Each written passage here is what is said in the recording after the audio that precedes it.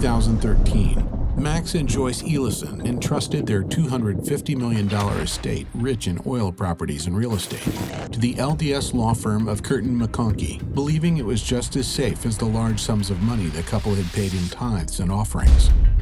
Now, over a decade later, and following the death of Max Eliason on October 23, 2024, neither the law firm nor the leaders of the LDS Church will account for $1.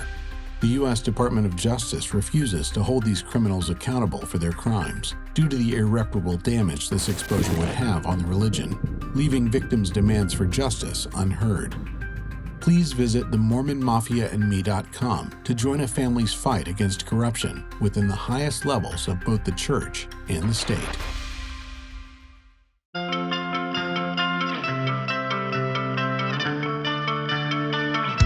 I'm Logan Crawford, and right now on the Spotlight Network, Brett L Eliason delivers a gripping story, a story of shocking allegations contained in the book, The Mormon Mafia and Me.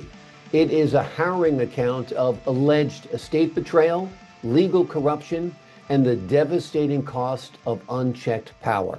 With clarity, conviction, and meticulous documentation, the author pulls readers into a real-life battle for justice that challenges both religious and judicial institutions. This is a powerful expose filled with shocking allegations that is more than just a cautionary tale. It is a rallying cry for awareness, reform, and the courage to fight back.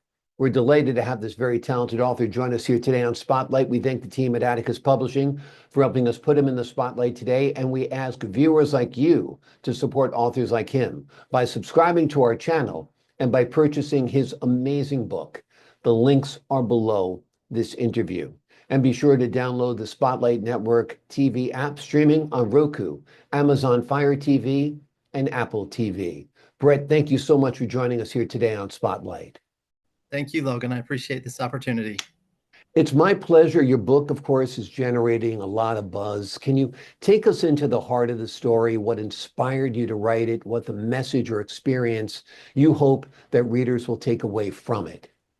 Absolutely. You know, my book's kind of odd in the fact that I didn't write it. It wasn't on my bucket list. I never was going to be an author. I'm not out to make money on the book. In fact, if I could push a button and send a free electronic copy to everyone in the country, I would, because this is more about getting my story told so people can be aware of corruption, aware of who is running our judicial system.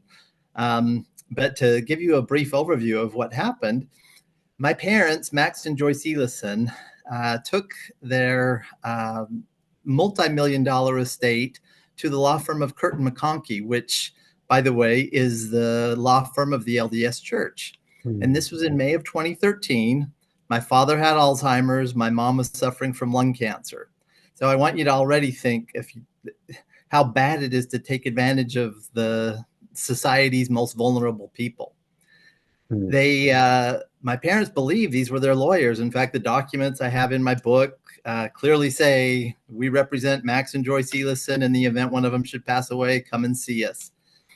Little did my parents know, in December of 2015, they created a trust. Kirton McConkie did. They really didn't even need one trust because their only wishes were to distribute their assets upon their death on a 33-33-33 basis to each of their 3 children. So the first trust that Craig McCullough, who was their attorney, made, gave himself the right to be a beneficiary of the trust, and that he couldn't be held accountable for anything he did. I mean, I want you to think about if you went into the bank and signed documents, you deposited $100 million, and after you leave, they replace your signature page and put the documents on the front that gave them all the money. My parents were completely unaware of this going on through from 2013 to 2018.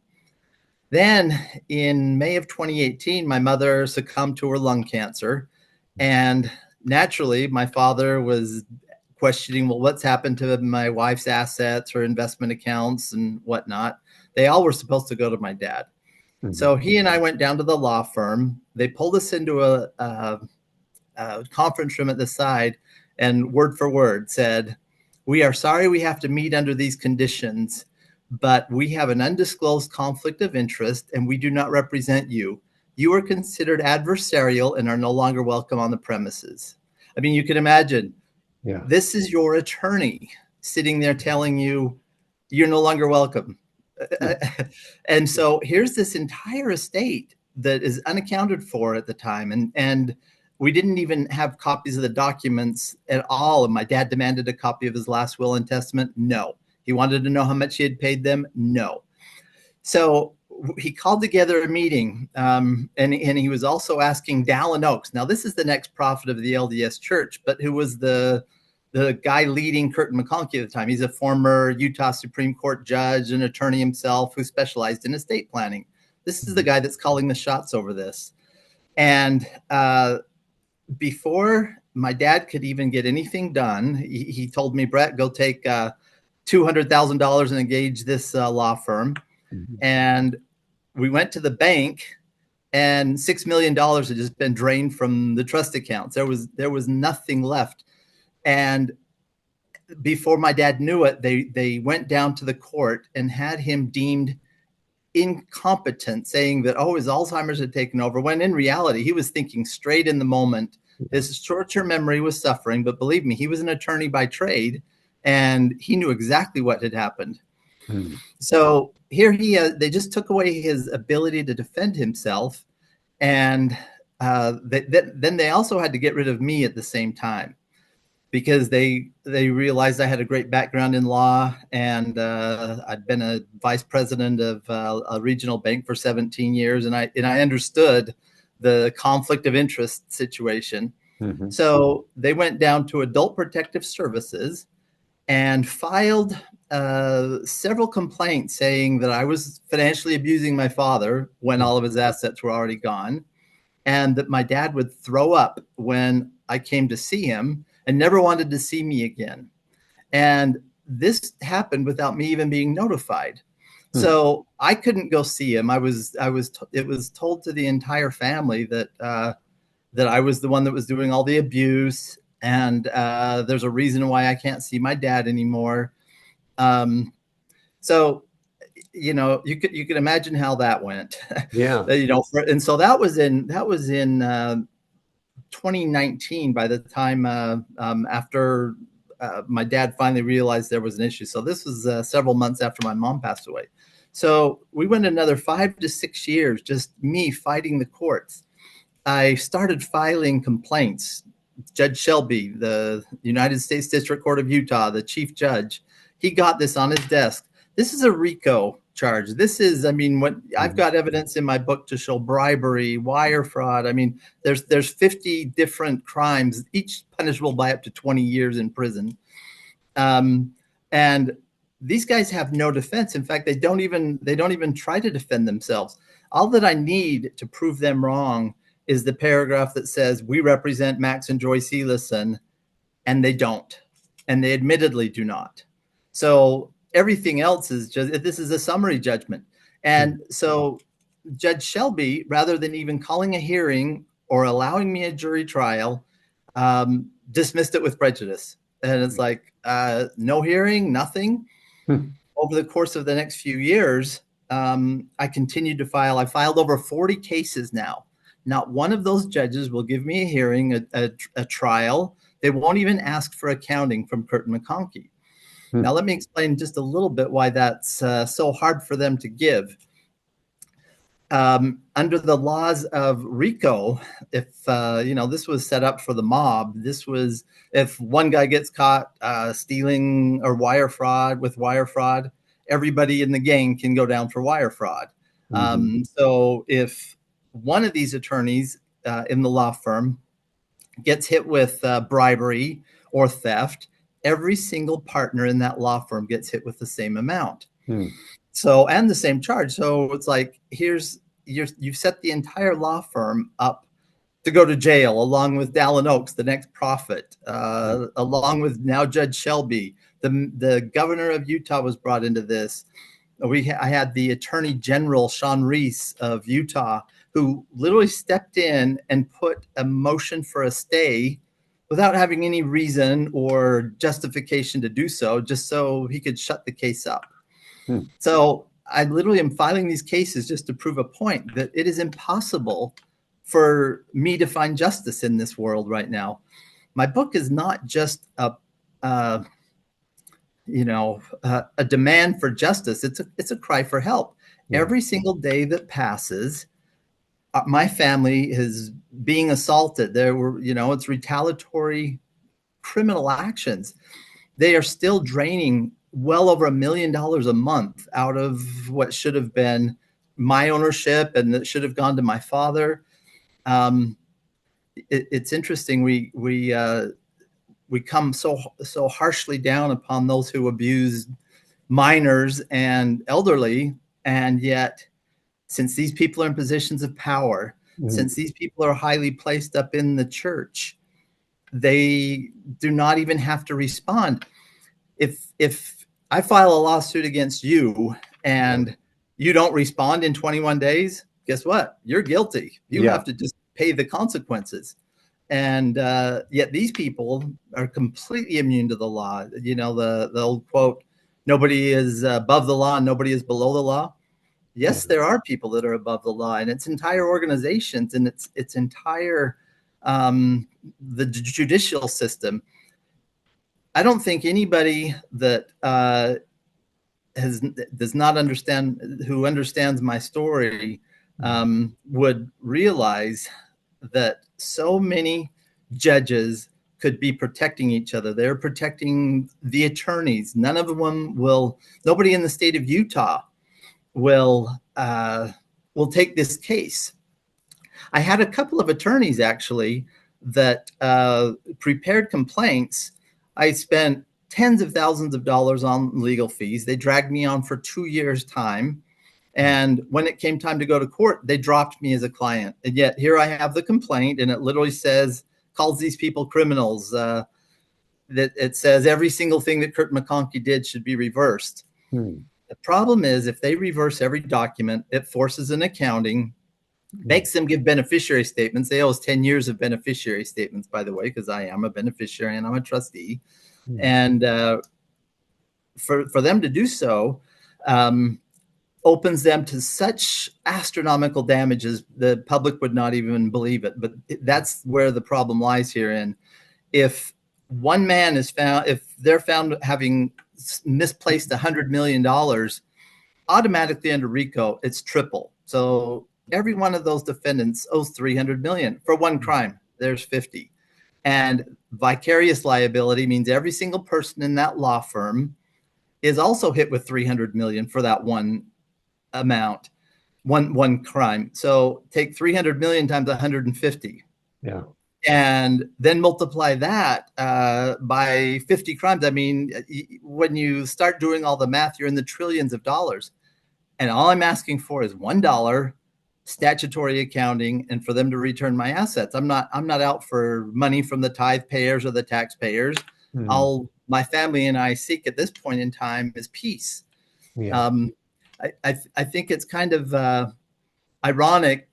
I'm all for protecting democracy in other lands, and I see so many people fighting for the United States to stay in Ukraine and fight for their freedoms. And yet, just to show you how bad this is, and to prove that I don't have any rights in my country, I'm literally, if I have no freedom of speech, other than coming on a show like yours, which once again, I'm so grateful for. Sure. But I literally, think of calling 911 and nobody comes. Right. Basically what happened. And, I begging through the court system and whatnot, but it was so bad that rather than even addressing the situation, one day I started getting letters from defense attorneys saying, we're here to represent you. And I thought, represent me for what? I called the court, and I've been charged with 3rd-degree felony electronic stalking. and put on probation for 2 years without ever knowing I was charged with anything. And what it did was they mandated that I could no longer speak to anyone involved. And, you know, that's how they washed their hands clean. Just turn around and charge the guy with the crime. And I'll tell you that you think of the emotional stress, all of that starts taking on you. And it feels like I'm in Nazi Germany. You know, when I think about whatever you do, don't tell the police because they'll come and get you, you know? God. Yeah, it's got to be an absolute hell. I think there's nothing worse in the world than being treated unjustly. You know, it's just such a degrading, dehumanizing feeling when you don't have a voice in the courts, where you don't have a voice in the public square, where you're denied your rights and stolen from. I think there's nothing worse. And I think we do see it time and time again in the judicial system. I mean, if the courts were fair, it wouldn't matter if it's a Republican judge or a Democrat judge, right? But Exactly. obviously the courts are not fair because who's in that, chair matters a lot because their opinion will change a lot. In Utah, it's a different story. It's this incestuous marriage of church, politics, and judicial, right? That's what it comes down to. No separation of church. In fact, many neighbors that surround me know the story very, very well. And the last thing they want to hear is that their church is committing fraud to this extent that, you know, so I've been shunned by neighbors, extended family members who my family came from pioneers. I mean, we go all the way back to the very first days of the church who crossed the plains with Brigham Young. I mean, this is my ancestry. And yet everything they fought for, all of the entire wealth that they built up, my parents' legacies, their last wishes was stolen from them, and nobody will make the perpetrators account for them. And the people who did it are walking free, and they're committing a crime in this industry called the Old Switcheroo. And I explain that in my book. I won't go into the details, but there's a step-by-step instruction manual on the internet that tells you how to do this type of crime and how to deceive your parents. And it's nauseating to see what greed and power can do to people. Has your dad passed also? Yes. So this is here in on October 23rd of 2024, my dad passed away, and it was pretty bad circumstances by themselves. Here I'd filed a case against Governor Cox in the state of Utah because he's the guy that picks the judges. And suddenly I was told 2-3 days later that he was dying. And I'm like, what's he dying of? Well, he has a lingering infection and you can go and see him for just a few minutes. And I said, I want to see him for 3 or 4 hours. I want to say goodbye to this guy. And when I stopped by the house, they let me in under supervision. And he was completely out of it, but he didn't look like he was sick. He was drugged.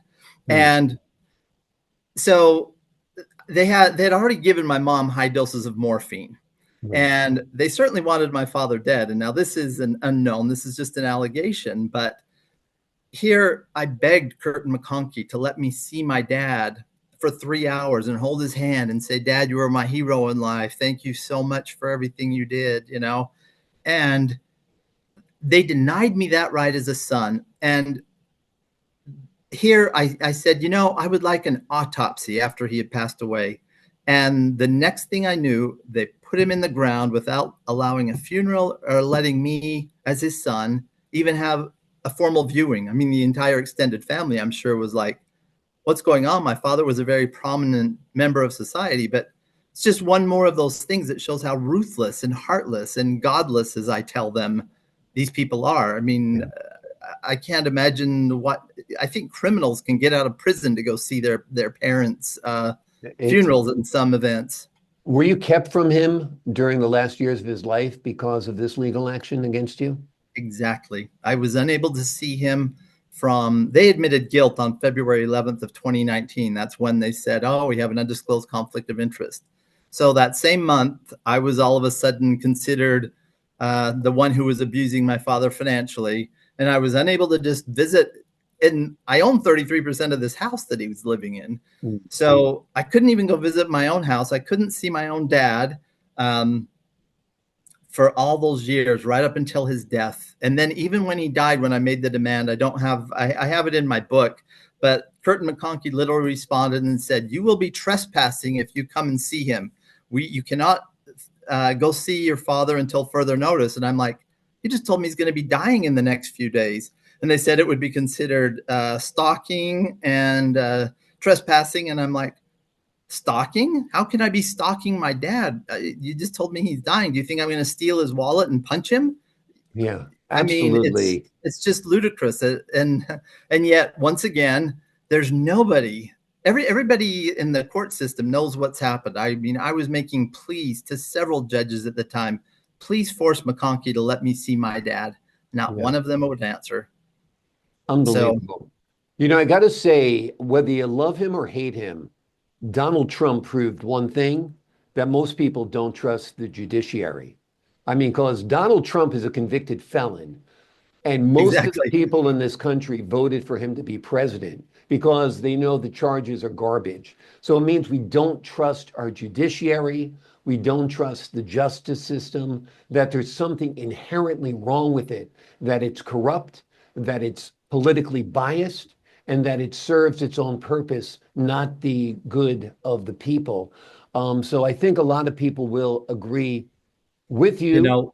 What's interesting is that was how I was really converted to following Donald Trump. It's exactly because I saw a defamation of character suit filed against him. It was like $80 million for one sentence. And I sit there and I think, these people are calling me vexatious. They have me charged with a third-degree felony. I can go down the list as to, I mean, they said I was abusing drugs, alcohol, anything to keep me away from my dad.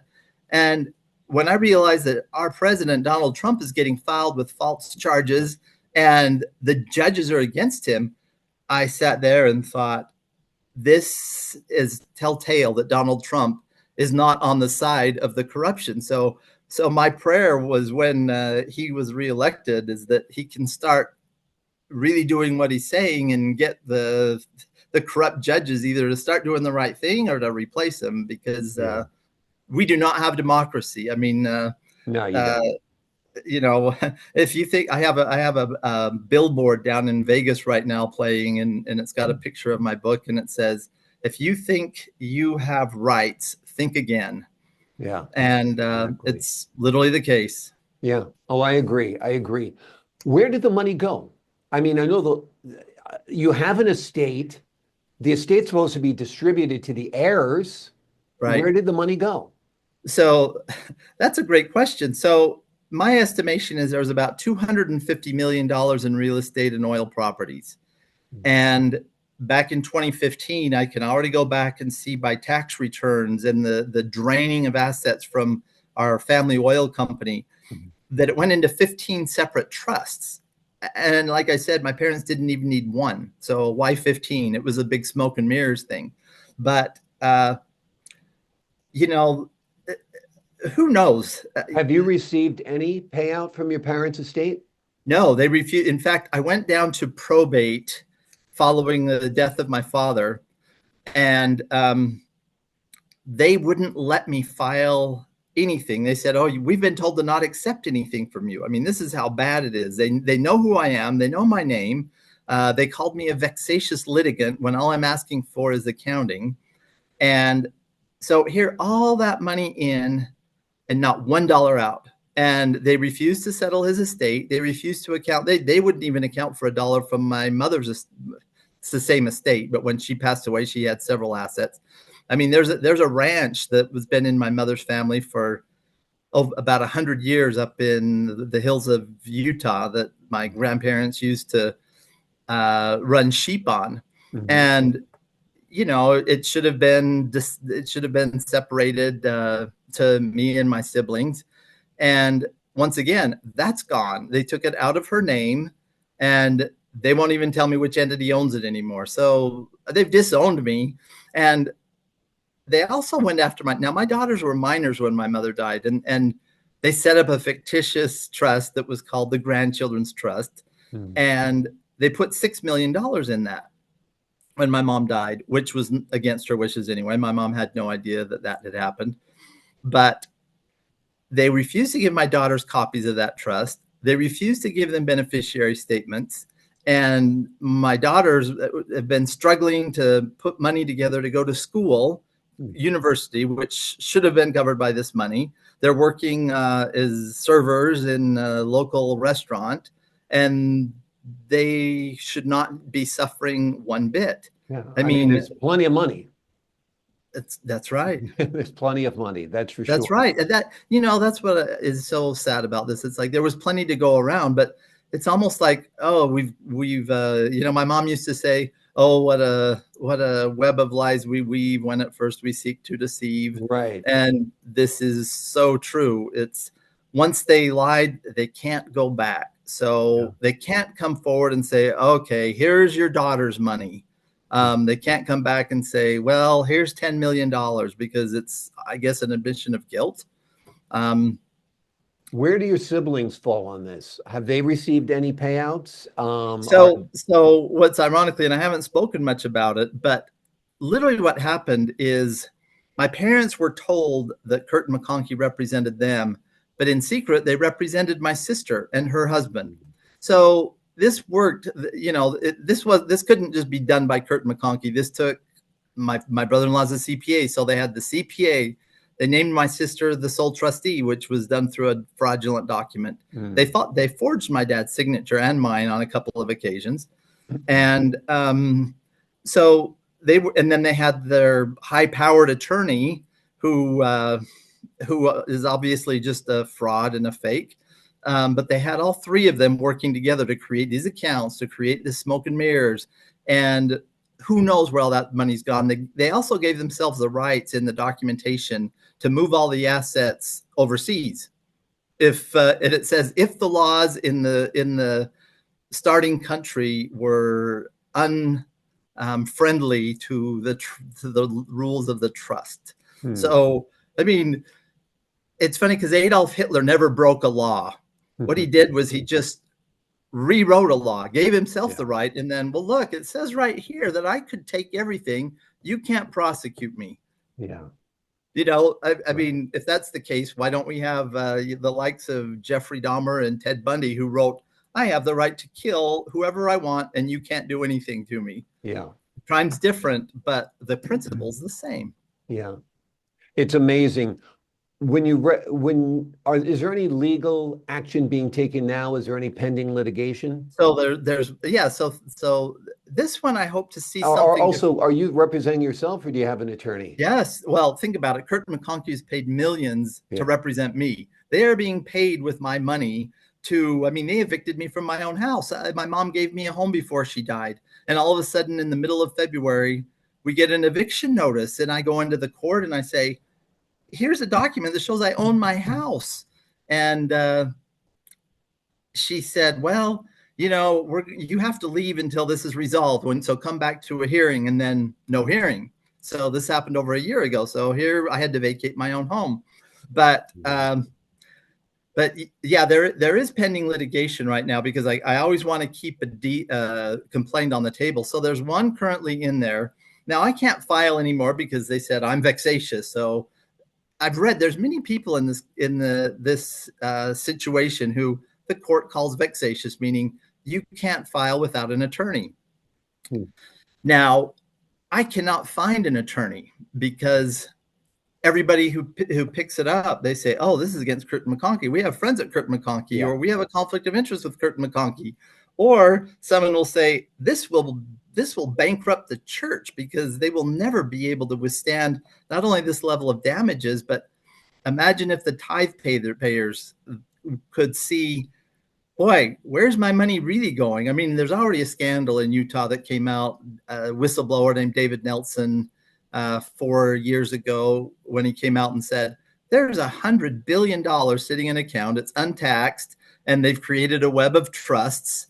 And here, out of all that money, they're collecting $20 billion a year, and they're returning to charitable organizations $50 million. Now that accounts up to about $200 billion. But you can see how this could destroy the church. But getting back to your question, yes, I am representing myself. But now that they say I can't represent myself, my daughters are representing themselves. They're now 26 and 24. And so they've been following this all the way through. And so they filed a case against Kirton McConkie, the church. We've added the Department of Justice in. We've added Governor Cox, and even Judge Robert Shelby. Once again, we're about 6 weeks past filing date, and not one of the defendants have responded. Amazing. They can't answer a yes or no question, Logan, because if I say, do you represent Max Eliason? If they say yes, well, why aren't you representing him here in court? Right. And if they say no, we don't, well, here's the document that you gave my dad that says you do. So I thought it was just so ironic that this could literally be the largest litigation if you ever did all the math. Yeah, and it's amazing. They cannot even answer a yes or no question. In fact, there's a rule that says the law concerning res ipsa loquitur, which means the evidence speaks for itself. So all I have to do is put that document in front of them and say, okay, the burden of proof is on you. You have to prove yourself innocent with that. Yeah. They can't open their corrupt mouths without going to jail. It's tough to do it in a kangaroo court as well. It is amazing, this book. The allegations contained within this book are shocking, they're hair-raising, and they will make you think twice about the state of justice in the United States, particularly in the state of Utah. The name of the book is The Mormon Mafia and Me, The Tragic Truth Behind Federal Case Number 223 CV00785. It is a harrowing account of estate betrayal, legal corruption, and the devastating cost of unchecked power. Brett, thank you so much for joining me here today on Spotlight. Thank you, Logan. I appreciate you. I appreciate you as well. To the folks at home, I'm Logan Crawford, thanking you for your time, this time until next time on Spotlight.